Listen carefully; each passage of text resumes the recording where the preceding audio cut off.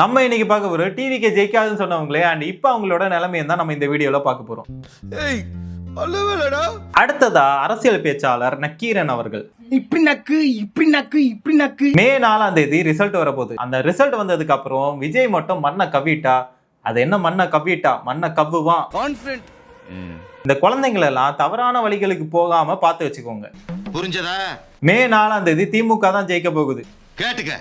ஆனா டிவிக்கே மட்டும் அமைச்சரவை எல்லாம் போட்டு சேர் போட்டே உட்கார்ந்துட்டாங்க. பனையூர்ல இப்ப அமைச்சரவை நடந்துட்டு இருக்கு. இந்த ஒரு நம்பிக்கை எல்லாம் புட்டுக்குச்சுன்னா இருக்கவே இருக்கு திமுக. எல்லாமே சரியா இருந்துச்சுங்க. கடைசியில இந்த திமுக தான் மாத்திருச்சுன்னு சொன்னாலும் சொல்லுவாங்க. தெரிஞ்சுக்கிட்டியா?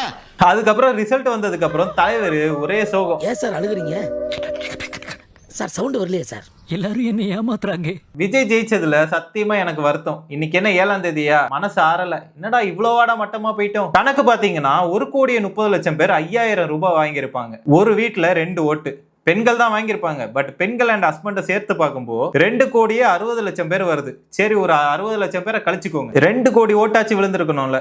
காசு கொடுத்த ஓட்டு வாங்குறத உடைச்சிருக்கிறோம். 2K 3K அந்த கே இந்த கே இவங்களெல்லாம் சரி விட்டுறலாம். மத்தவங்களும் போடலையே. இப்ப புரிஞ்சுக்கிட்டியா? சரி, அதை விடுங்க. அதெல்லாம் முடிஞ்சு போச்சு. முடிஞ்சு போனதை வச்சு அதை என்னத்த பேச. நீங்க பேசிக்கிட்டே இருங்க. அடுத்ததான் நம்ம யாரை பார்க்க போறோம்னா, நம்ம டிவிக்கு பெண்களை பத்தி தப்பா பேசினார்ல ஒருத்தர். நம்மள ஏளனமா பேசுறதா நினைச்சு அவங்களுக்கு ஆப்பு வச்சுக்கிறாங்க. நம்ம விஜய் அண்ணா கூட கேஸ் எல்லாம் கொடுத்தது மாதிரி நியூஸ் கூட வந்துச்சு. அவரை பத்தி தான் பார்க்க போறோம். பொன்ராஜ் அவர்கள் எனக்கும் ட்ரம்புக்கும் தான் போட்டின்னு சொல்லிட்டு நான் கூட சொல்லலாம். எனக்கும் புட்டினுக்கும் தான் போட்டின்னு சொல்லிட்டு நான் கூட சொல்லலாம். சினிமால ஏதாச்சும் 3ஆம் கட்ட நடிகர் இருப்பார்ல, அவரு விஜய்க்கு எனக்கும் தான் போட்டின்னு சொன்னா நீங்க யாராச்சும் ஏத்துப்பீங்களா? யாரோட யார் போட்டி போடுறதுன்னு விவஸ்தை இல்லையா? நீ ஃபர்ஸ்ட் சீமான ஜெயிச்சிட்டு வா. ஃபர்ஸ்ட் என்டிகே ஜெயிச்சிட்டு வா. நீ சி ஜோசப் விஜய் எனும் நான்.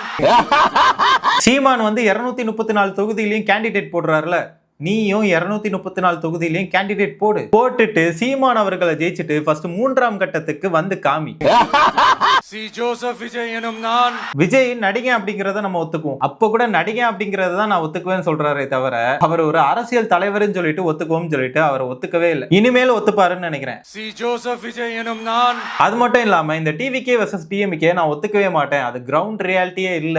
ரெண்டு பேருக்கு நடுவுல தான் போட்டியே. அத வேணா நம்ம நகைச்சுவையா பாத்துக்கலாம். டிவிகே வெர்சஸ் என்டிகே தான் கிரவுண்ட் ரியாலிட்டி அப்படின்னு சொல்லியிருக்காரு. குச்சமே இல்ல. சி ஜோசப் விஜய் எனும் நான்.